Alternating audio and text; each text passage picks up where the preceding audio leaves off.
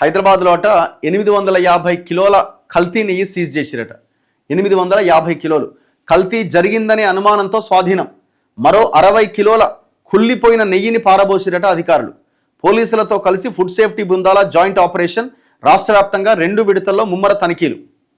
అంటే మనం తినే నెయ్యి కల్తీనే, ఇంకేముంటుంది అందులో. ప్యాకెట్లలో దొరికే నెయ్యి ఇప్పుడు వాడు పాలు మరగబెట్టి పెరుగు చేసి పెరుగులో వచ్చే ఆ మీగడని తీసి దాని ద్వారా వెన్న బటర్ తయారు చేసి దాని నుంచి నెయ్యి చేయాలి. ఇంత ప్రాసెస్ ఉంటుంది.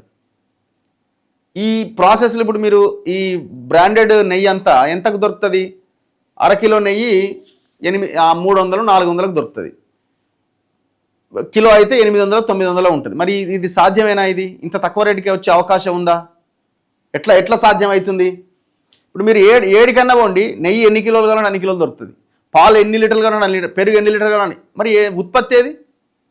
ఒక హైదరాబాద్లో కోటి లీటర్ల వినియోగం ఉన్నది. ఉత్పత్తి అవుతున్నది ఎంత? పాల ఉత్పత్తి ఎంత ఉందంటే 50 లక్షలకు మించలేదు. మరి మిగతా ఆయన ఎక్కడి నుంచి వస్తున్నాయి? కల్తీ. హైదరాబాద్లో ఫుడ్ సేఫ్టీ అధికారులు పోలీసులు సంయుక్తంగా జరిపిన దాడుల్లో ఏకంగా 850 కిలోల అనుమానాస్పద కల్తీ నెయ్యి క్రీమ్ను సీజ్ చేసిరట. హైదరాబాద్ సిటీ పోలీసుల సమన్వయంతో ఇటీవల క్యూర్ ఏరియాలోని 14 నెయ్యి తయారీ విక్రయ కేంద్రాల్లో అధికారులు ముమ్మర సోదాలు నిర్వహించారు.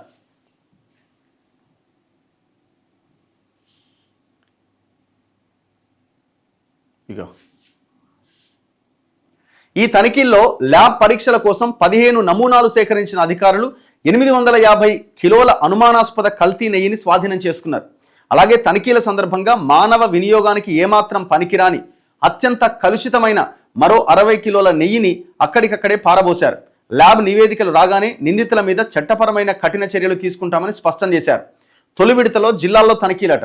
ఫుడ్ సేఫ్టీ అధికారులు ఈ తనిఖీలను 2 విడతలుగా నిర్వహించారు. మొదటి విడతలో హైదరాబాద్ మినహా అన్ని జిల్లాల్లో, రెండో విడత హైదరాబాద్ క్యూర్ ఏరియాలో నిర్వహించారు. మొదటి విడత ప్రత్యేక డ్రైవ్లో జిల్లా ఫుడ్ సేఫ్టీ బృందాలు విస్తృతంగా సోదాలు చేశాయి. ఈ క్రమంలో మొత్తం 65 వ్యాపార సంస్థలు తనిఖీ చేసి ల్యాబ్ టెస్ట్ కోసం 91 నెయ్యి క్రీమ్ నమూనాలు సేకరించారు. తనిఖీల్లో నిబంధనల ఉల్లంఘనలు గుర్తించిన అధికారులు 5 సంస్థలకు నోటీసులు ఇచ్చారు. సేకరించిన నమూనాల ల్యాబ్ నివేదికలు వచ్చిన తర్వాతే తదుపరి చర్యలుంటాయని అధికారులు తెలిపారు. లైసెన్స్ పొందిన వ్యాపారులు కూడా కల్తీ చేస్తున్నారట. లైసెన్స్ ఉన్న వ్యక్తులు కూడా నెయ్యి కల్తీకి పాల్పడుతున్నారు. Food safety and standards act 2006 rules ప్రకారం అసలైన నెయ్యిలో కనీసం 99.5% పాల కొవ్వు అంటే మిల్క్ ఫ్యాట్ ఉండాలి. అలాగే తేమ శాతం 0.5కి మించొద్దు. కొందరు లైసెన్స్ ఉన్న వ్యాపారులు కూడా నెయ్యిలో నాన్ మిల్క్ ఫ్యాట్స్ను కలుపుతున్నారట. మరికొందరు ఎలాంటి రిజిస్ట్రేషన్ లైసెన్స్ లేకుండానే నెయ్యి తయారు చేసి విక్రయిస్తున్నారట.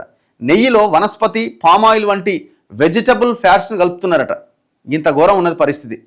సో ఖచ్చితంగా జాగ్రత్తలు తీసుకోవాలని చెప్తున్నారు. కొనే ముందు కూడా లైసెన్స్ ఉందా లేదు, ఈ లైసెన్స్ ఉన్నోడే మిస్టేక్ చేస్తున్న తర్వాత లైసెన్స్ ఉన్నా కల్తీ కిందనే కనబడుతున్నది.